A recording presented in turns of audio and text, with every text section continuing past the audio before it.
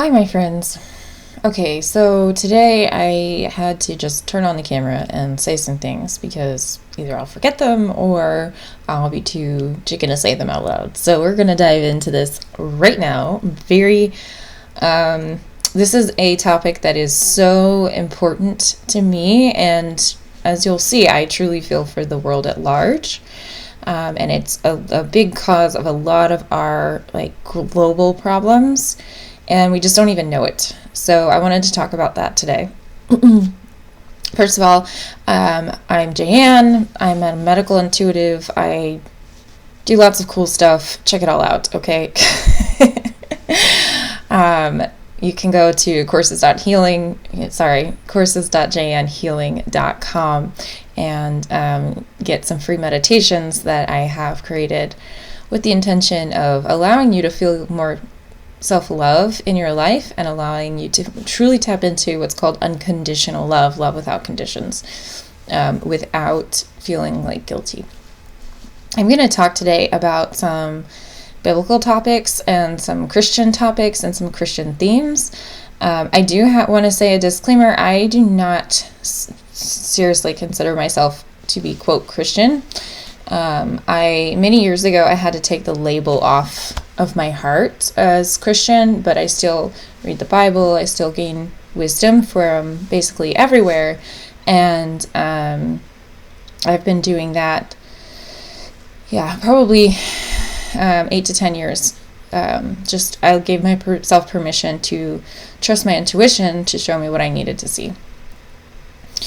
But that being said, I did a lot of studying of the Bible while I was making that decision to take the label off. I don't attend a Christian church regularly, but again, I find the perfect people in my life to enrich my life and can help me continue to grow every single day.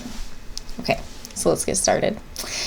My biggest topic that I wanted to talk about today is the idea of, it's got a lot to do with masculine and feminine. And how do we find information about the masculine and feminine? We read about Adam and Eve, right? That's the original human version of the embodiment of masculine and feminine. And if you're not familiar with the story, God created Adam and Eve, and then there was this very special tree called the tree of the knowledge of good and evil, of the fruit of good and evil, actually. And God told them not to eat from this garden. In my mind, Adam and Eve were natives, right? They were the earth's people in a way. They were very connected with the earth.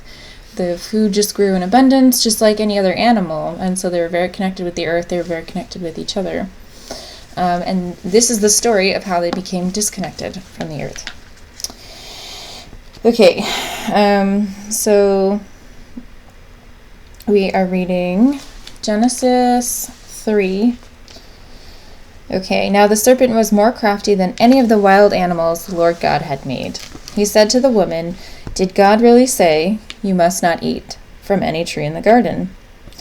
The woman said to the serpent, "We may eat fruit from trees in the garden, but God did say, 'You must not eat fruit from the tree that is in the middle of the garden, and you must not touch it or you will die.'" "You will not surely die," the serpent said to the woman, "for God knows that when you eat of it, your eyes will be opened, and you will be like God, knowing of good and evil."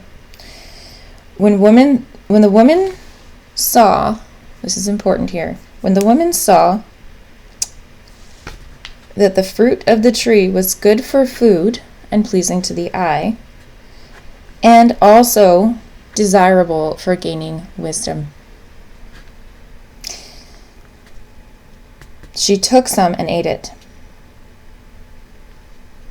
It's also desirable for gaining wisdom. So she has a wisdom filter on her food gathering, right? How often have you gone and been like, "Oh, this food is good and desirable for gaining wisdom"? Is that something that you've ever considered that this food is desirable for gaining wisdom. Then the eyes of both of them were opened, and so they realized they were naked. So they sewed fig leaves together and made coverings for themselves. This is not just the fall of man, of humans. The woman was okay with whatever she saw, for the most part, and you can tell me I'm wrong. That's fine. The woman Eve was completely okay with whatever she saw. Well, this is new. She was learning, and then he was freaking out. Once she gave it to him, he freaked out. Okay, this is an original humanitarian wound for the entirety of the population that has been impacted by Christianity. And this wound is the fall of the idea that everything is perfect.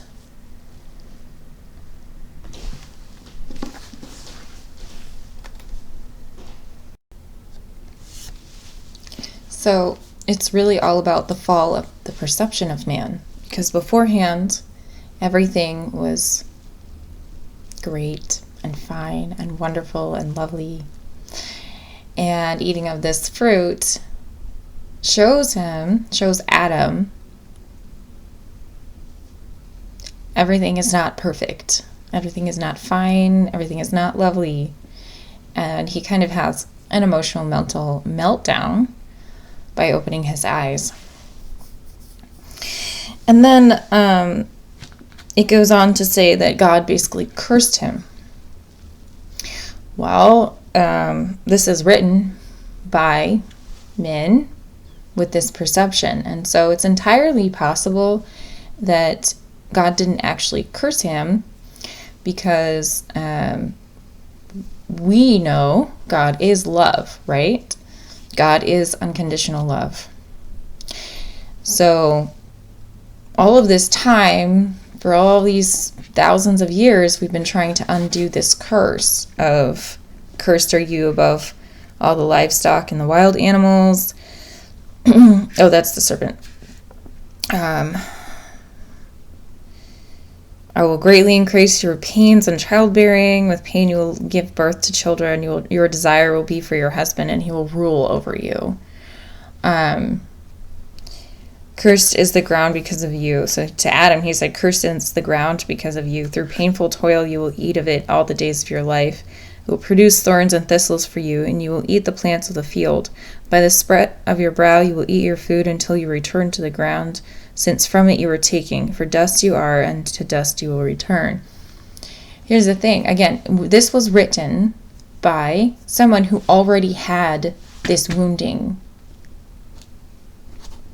So there's no other way someone with that wounding would translate this. And so humanity, all of westernized civilizations, have been trying to undo this original wound. Other cultures don't have the same wound. They have different wounds, right? They have different humanizing wounds. But it's not the same. And so I know that a lot of people are really into the end of the world, which is fun, right? Because there's a desire, there's this dream that we can no longer have all of this like ridiculous emotional wounding all the time with everyone everywhere. And I love that. And that's what I'm here for, is helping people with their emotional wounds. And to me, the word sin just means pain, especially emotional pain, like suffering. It's not about like, oh, you did something bad. It's the suffering that you did, that you created by doing that. And so if you no longer feel that suffering, then you're no longer in sin or karma, right? So, so a lot of people are into that. And I remember when I was like, I don't know, it was in the late 90s, there was like a big campaign to reach a very specific latitude of people who had been untouched by the gospel, because bringing that information to them would bring on the end of the world or something like that. And that kind of struck me, because it was kind of like, if we infect everyone with all of our problems, with this specific type of problem, then we can change everything into peace. Because the message of Jesus often comes hand in hand with wounding and pain of the original, that you can't live in harmony with earth, right? And so for a lot of the people that were being missionaried to, for lack of a better word at the moment,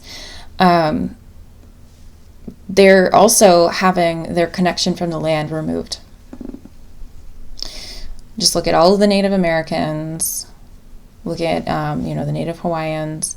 Every time someone goes as a missionary to these remote locations and makes inroads, it completely removes their connection to the earth, or it severely inhibits it. And that's the part that really makes me sad, because we can't remove this. It's like it's a lie that we are disconnected from the earth in the first place. But this belief that we are cursed has also been spread. And the only way out is Jesus, right? But the people who brought this curse are not saying, hey, we're in this together, right? They're pretending. And I say this as a person whose ancestry probably did these things, right? And so when we can only undo the curse if we all accept that it's only a curse, and that we can let go of this and apologize to the earth for the things that we have done to separate ourselves from the earth. And those are the things that are the most important things, is understanding, where does our actual sustenance come from? What do we need? Where does our trash go, right?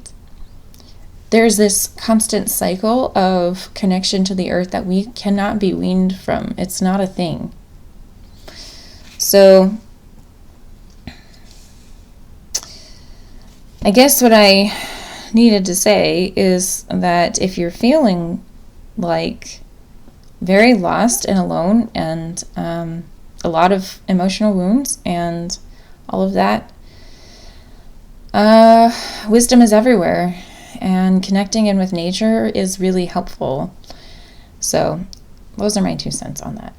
Anyways, I hope you have a wonderful day, and I will see you on the next video.